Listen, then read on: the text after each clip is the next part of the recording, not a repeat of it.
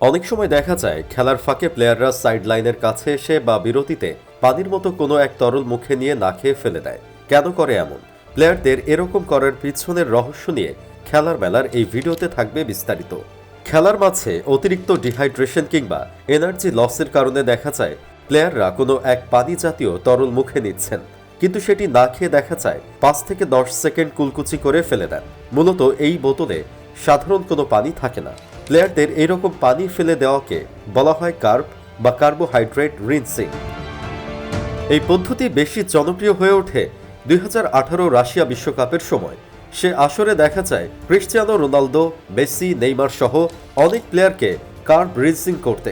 এটি নিয়ে বিতর্ক থাকলেও খেলার সময় মুখের মধ্যকার কার্বোহাইড্রেট জাতীয় থুতু ফেলে দিয়ে সতেজতা ও স্ট্যামিনা আবার ফিরে পাওয়ার জন্য করা হয়। প্লেয়াররা হাফ টাইমে কিংবা ওয়ার্ম আপের সময় ম্যান্ডেটরি হিসাবে করে থাকেন এটি। তবে অনেক সময় অতিরিক্ত ক্লান্তির জন্য ম্যাচের মাঝেও করতে দেখা যায়।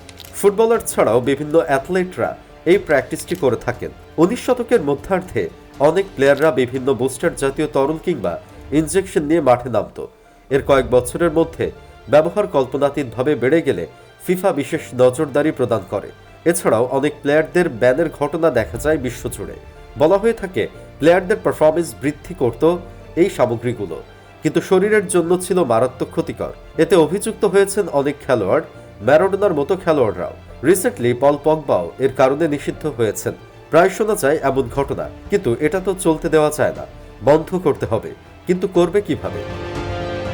এরই ধারাবাহিকতায় 2004 সালের শুরুর দিকে জেমস কার্টার নামক একজন গবেষক বিকল্প হিসাবে কার্ব রিনসিং খুঁজে বের করেন। এতে একই রকম স্ট্যামিনা ফেরত পাওয়া যায় এবং শরীরের জন্য ক্ষতিকর নয় বলে সে সময় একটি রিপোর্ট প্রদান করেন তিনি। তার তত্ত্ব বাস্তবনায় 40 কিলোমিটার এক ম্যারাথন দৌড়ে গবেষণা চালানো হয়। সেখানে দেখা যায় কার্ব রিনসিং করা রানার অন্যান্য সাধারণ রানার থেকে বেশি ফিজিক্যালি ভালো পারফরমেন্স দিচ্ছে। তারপর থেকে ক্রমে ক্রমে ছড়িয়ে যায় এটি, আর এখন প্রায় প্রতিটি খেলোয়াড়কেই দেখা যায় মুখে পানি নিয়ে ফেলে দিতে। নিউ ইয়র্ক টাইমসের গবেষক ম্যাট ব্রিজের মতে কার্ব রিনসিং এর মাধ্যমে কোনো প্রকার ক্যালোরি গ্রহণ না করে তাৎক্ষণিক স্ট্রেংথ বেড়ে যায় বলে প্লেয়ারদের জন্য খুবই কার্যকরী বলে প্রমাণিত। কার্বোহাইড্রেটকে বলা হয় শক্তি বৃদ্ধির আধার। এই পদ্ধতিতে মুখে নিয়ে না খেয়ে ফেলে দিলে একদিকে যেমন ফিরে পাওয়া যায় সতেজতা, ঠিক তেমনি আমাদের মস্তিষ্কতে সিগন্যাল যায় পেটে কার্বোহাইড্রেট প্রবেশে, আর এতেই পূর্ণ শক্তি ফিরে পাওয়া যায়। দীর্ঘ সময় ধরে কাজ করার মানসিকতা তৈরি হয়। অনেকের মনে প্রশ্ন আসতে পারে, এই পানীয়তে কি থাকে? এখানে নর্মাল পানির সাথে মিশ্রিত থাকে বিভিন্ন উপাদান। এর মূল উপাদান কার্বোহাইড্রেট বা শর্করা। এছাড়াও থাকে সোডিয়াম ক্লোরাইড ও ক্যালসিয়াম। কিন্তু কেউ কেউ আবার একটু স্টাইল করতে গিয়েও এরকম করে থাকেন। আপনি কি বলতে পারেন সেসব খেলোয়াড়ের নাম যারা শুধু স্টাইলের জন্য মুখে পানি দিয়ে ফেলে দেন?